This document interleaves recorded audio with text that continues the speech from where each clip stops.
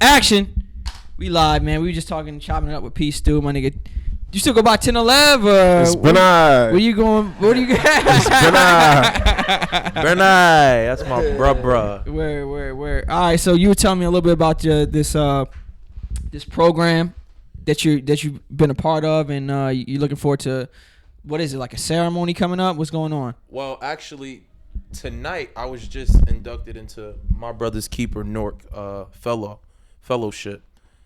Currently, right now, and as we speak, I'm an entrepreneur. My company is high level fifth quarter training, and the company itself is basically a mental health support and physical activity company. I came up with the idea after working and servicing the community and kids for the past 13 years. And I just want to, I want to serve as that bridge from the community into the school. So when you think about the school, right, you think about grades and passing tests. And the last thing the school thinks about is home and what you eating and how you living. So if high level fifth quarter training could serve as an entity that supports the kids' mental health. So when they leave school, they're coming to another place like school, but we're going to focus on the mental health, a growth mindset, right? Mm-hmm. Teaching kids that, today I probably didn't get a 90%. I got a 75 or maybe an 80, but tomorrow I can work harder to get 100%. So a growth mindset we want to teach. We want to teach things to go against bullying. Like when you teach what something is, then you learn it so you know how to defeat it. So Define bullying right now. Define bullying real quick. All right, what's your question? I don't mean to interrupt it because I don't want to bring it up after y'all talk about the bullying thing. I want to ask you, you don't gotta hear me, you can just clear the answer up, but why would you decide to look out for niggas' mental health? Because me personally, the only reason I take that serious is because I feel like I've been through so much shit growing up that I didn't even realize I was going through, and I feel like it fucked me up mentally a lot. So that's what would probably even making me ask you the question, but why you even going into that? Because that's not something that nobody doing. Well, when you break down mental health, we could break it down to small decimals. We could say is any form of a distraction in your thinking or the way you feeling, right? So we then could say everybody has some form of mental health problems, right? Dealing with stress, all right? Whether it's severe all the way up here, you can't deal with life, or it's here and it's just a breeze through life, whichever, right? Mm-hmm. There's gonna come a time where adversity is gonna hit you in your life. Something's gonna happen that's unexpected, and it might not turn out for the best, right? And that's guaranteed. Adversity is a guarantee. So if we focus on the mental health, right? All right, well, how do you feel? What are you thinking? Well, you do have this outlet where you can go and talk to a counselor about anything that's bothering you. It then kind of create a world where it's like, I'm learning how to express myself and say how I feel and what I'm thinking. I'm not just holding it in to the point where it's okay and now I'm traumatized and, every time somebody talk to me, I got an attitude because maybe I learned this behavior or maybe mental health is real and it goes back to what's happening right now in Florida with the shooting incident and the young man who shot 17 people, right? Killed them dead. Yeah, I didn't even read that article. Young children. But I was able to know early on mental health, yeah, of course. But no one focuses on mental health. So if we could focus on it by doing little exercises. Why are you? Why do I want to? I want to focus on mental health because I look at myself as someone who's made sacrifices his entire life and he didn't know he was making sacrifices. In the sense where my feelings, my thoughts, and my opinions, I never really cared too much of what other people thought about them because it's like a mission that God sent me on. And I say that to say, you're asking me why mental health? Because it's my life. Because at 13, I was on Hawthorne Avenue as a camp counselor at the Boys and Girls Club, and I had a 15-year-old camper. That's why mental health, because I work with 5, 6, 7-year-olds, and I have to get them to focus, and I have to get them to lock in, and I know it starts with the mental health. I know it starts with giving them a round of applause for going to school first, and then letting them know now this is the second part of your day. I just think mental health is basically creating, it's molding you. If there's support, you're going to be mentally healthy. If there's not, you're not. You can check any stat. Jersey, shout out Shakur. Look, that's Shout out right Shakur, there. top Shout out ranked on Shakur. ESPN. There you 4-0. go. He's supposed to fight like right now. Yeah, he about to see my boy. Shout out to the GOAT, young GOAT. I see Jersey power moves. Shout out to Quavo. He just took home MVP honors as well. Quavo. Celebrity MVP.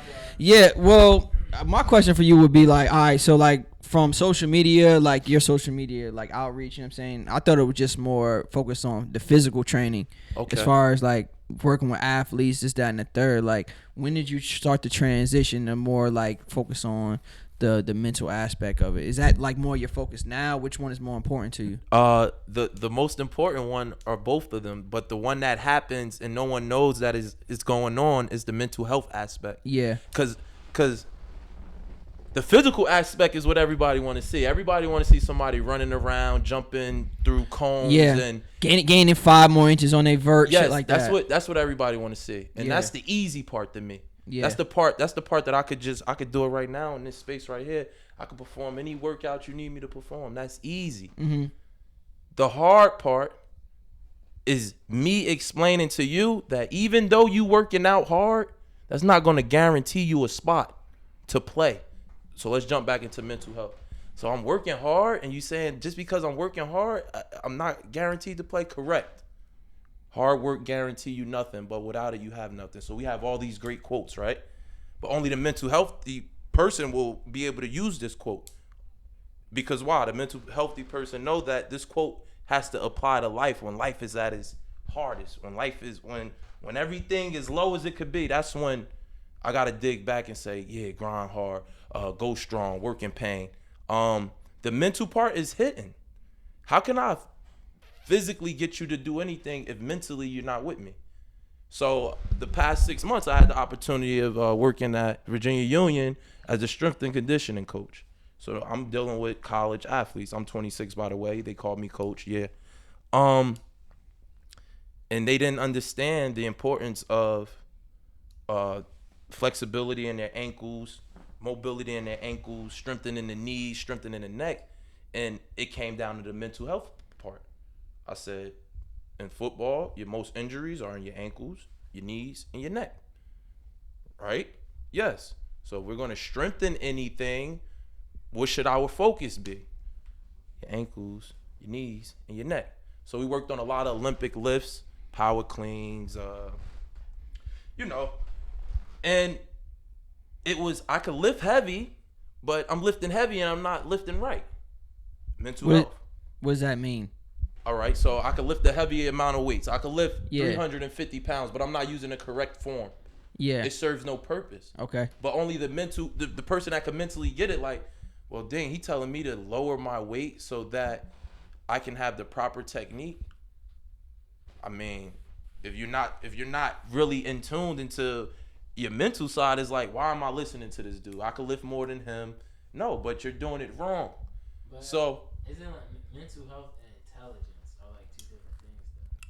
Correct. Mental health and intelligence are two different things. But when you say you need intelligence to be somewhat mentally healthy, you got to be able to understand that, okay, that person is entitled to their opinion. I can't be mad at them for their opinion. I mean, that takes a little bit of intelligence, but it just comes down to behaviors being learned.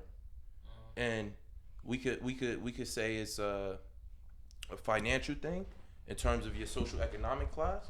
We could say it's a cultural thing in terms of your ethnicity.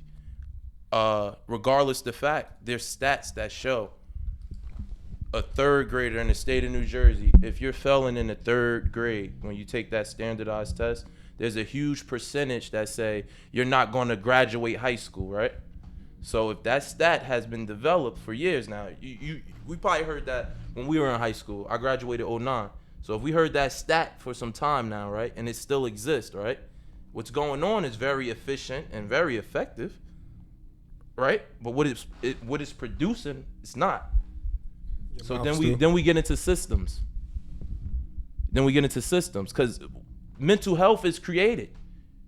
I'm not coming into this world saying this is how I want to be. I want to be like this. I'm learning it. And if I'm learning negative behaviors, which is ultimately making me wired negatively, I'm becoming wired. I'm going to do negative things. If I'm learning positive, I'm going to do positive things. We miss out there in the mental health side because we can take it back. Slavery was real. Mental health. It's not mentally healthy to come home from school and go outside and don't have to do no homework, don't be on no schedule. So it's like we're kind of prone to certain things growing up, and then they become normal, and then now we have these habits, and we know they bad, but we still do them because we're not mentally healthy. What about talk about that a little bit more. What about like is it possible that like a black kid growing up today can be like mentally disturbed from about shit that already has happened to like in the past, like by their ancestors? Like, do they struggle from that shit still? How do you find that? And like, how do you identify that? What is it called? Like post-traumatic stress or some shit? Like, what is it? Post-traumatic what is stress that? disorder. I mean, I'm more so on the other side. I'm more so on the optimistic side. Yeah. There's studies going on right now. You're not a psychiatrist. You're No. like a. I'm an experienced individual who has a host of passion for his community, the people in his community, and service in his community. But I'm more so on the post-traumatic growth side. So you experiencing something dramatic, traumatizing to your life, and saying, okay, this is what's gonna set me up to be more successful in life. Opposed to saying post-traumatic stress. Something bad happened, and now I'm stressed out for it. Same different twist at the end. Post-traumatic growth, post-traumatic stress.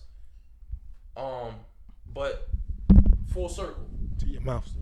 Full circle. Post-traumatic stress. I mean, how could we fix that? Physical activity. Right? Yeah. You're more of a solutions guy. Solutions. I'm just trying to be optimistic. I'm leading and servicing my community. Yeah. And when I say mental health and I dive into it, is because I've worked inside of a high school here in Newark, New Jersey for 4 years. I worked at a middle school in Hillside for 2 years. I worked at a middle school in Virginia for a very small stint, 2 months. And I've been inside of schools as a student, and I know what it's like. And when I say mental health, that's what exercises are we doing to make me believe that I can do school when everybody in my school knows and understand that my lifestyle outside my school has nothing to do with me being successful in school. Stats to prove it. Facts. Interesting, man. What are you just name drop some of the places you worked at. What are some of the places that you got some experience at? Well, that's great you just asked. And then let's get into bullying in 2018. It's great you asked that, because I was just thinking about St. Benedict's 2015, 2016. Or was that 2016, 2017, or 15, 16, I believe. I was with St. Benedict's Prep. I just did strength and conditioning, assistant basketball coach there. But I thought about St. Benedict's Prep, which is a private school, obviously. Every morning they do convocation. This is mental health. What's convocation? People don't know what that is. What is that? I don't even know what that is, really. Basically, you get like a for ceremony? St. Benedict's. Basically, the students are leading convocation. So one of the songs at convocation, we have got to love people. So basically, I look at it. I look at it as a way of rallying. Yeah, it's like a little morning. It's a rally to get you going throughout the day. But it's being led by the students. So the student leaders are taking the attendance. The student leaders are telling the teachers or the counselors who's absent. Yeah. And then there's a counselor in the middle there, and he's on a piano, and they're going 100 miles, but it's motivating. You're stepping into a building and you're forgetting literally about everything that you just came from. If it's early in the morning and everyone's screaming and yelling, we have got to love people. You can't choose who you love. And I went there on a visit. Like, I had a day off and they had school, so I went there on a visit to check out their convo in the morning. And it was great, but that's the mental health side of it, right? Imagine if a urban area kid, they could come into school and their first 30 to 40 minutes was organized. Just some love shit. But it was organized around what? Maybe music, or you're doing something to escape the sad reality that you live in that creates the unstable brain. Yeah. I'm coming to school and I'm saying, why do I gotta listen to you? And you my teacher? Mm-hmm. I don't gotta listen to you. And why is that? We then could say, probably because you don't have to listen to a lot of people outside of school. Yeah. And I don't wanna hit on the details so much. We just look at it like this. What's going on in the world right now with social media, with bullying, with the youth? They're growing up before they're adults. They know things faster than ever, and it's taken away from their self-identity. So self-identity crisis, not knowing yourself, that's mentally unhealthy. Yeah. So it's so many things, everything in the world we could connect to mental health. Everything, for the simple fact that everyone experienced some form of adversity. Everyone experienced some form of a distraction in the way that they're thinking or feeling. The mental healthy person, through my experience, 13 years of working with youth, community, and schools, the mental healthy person takes the approach of a solution. I'm looking for a way to fix this. Mm-hmm. We can sit here, we could talk about details. I can say this, and that. But what does the mentally unhealthy person do? Look for excuses? Or just look to cope? Like, how bad is it get? So a mental unhealthy person, because technically shit could get bad though. There's a lot of options they could take. I'm saying, yeah, and that's when that could lead to the bullying. Yeah. Being mentally unhealthy, and that would lead you to taking it out on other people. Yeah. Okay. Because of your frustration that you got going on in your inner head. Yeah. And that forces you to want to belittle others. Mm-hmm. Think you're better or bigger or stronger or whatever it is. Because bullying could go a million different ways. There's many ways to bully. So your frustration, okay, well, he's flyer than me. Mm-hmm. I don't have the best home. He goes home, he has all the games, he has all of this and that third. I don't have that. I got to share with my brothers and sisters. He doesn't. Yeah. Creates envy. It makes you jealous of people. And that forces me, not me, but that forces within someone to become a bully because they can't have that. They want to help destroy it. They want to make you feel less of what you have is unworthy, or how can I say this? I could use unworthy because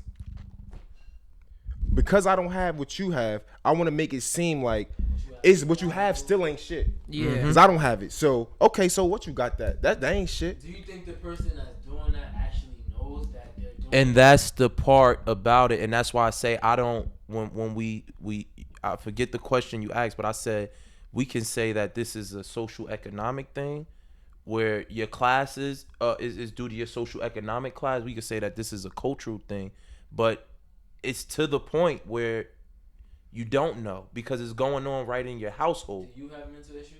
Do I have mental issues? Yes, I do have mental issues. So what mental issues are those, and why, and how are those caused? All right, well, for me, I am a passionate individual, and my passion lies in people. So at any point in time where... That's a question for both of y'all, too. All right, at any point in time where I feel as though I'm not servicing my people, or I feel as though I failed, some may call it constructive criticism, but any point in time where I feel like I let my people down, I become angry and upset at myself because I feel like this is my calling, this is what I'm here to do.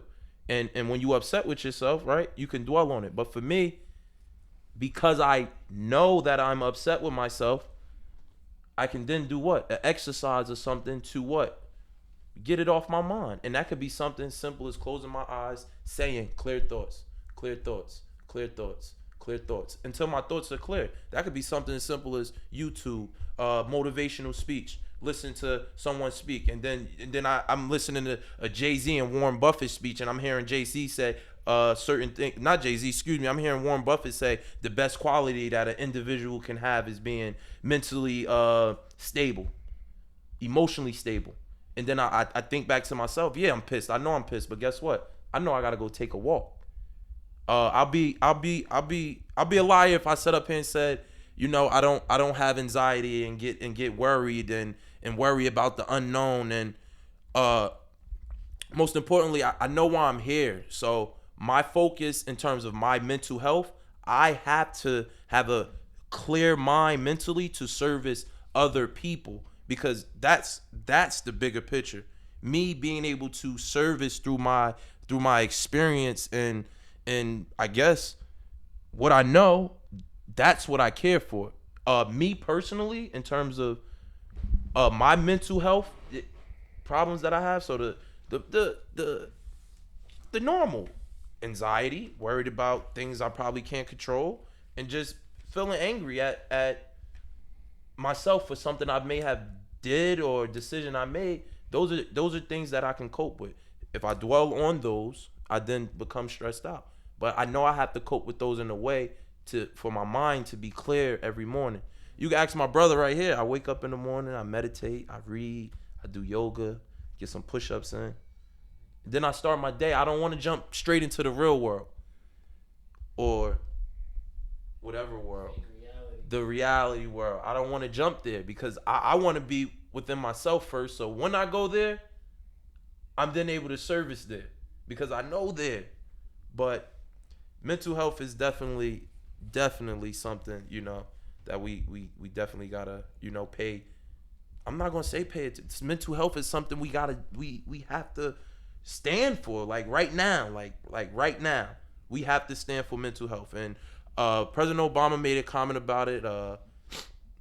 Raz Baraka, he retweeted it, and basically, you know, they're both saying the same thing. Like these people who are committing these crimes here in America, they're not Muslim, they're not immigrants, they're right here from this country. But again, if the mental health side of things are going unnoticed the entire time, yes, people are going to become angry at the America that they may not understand.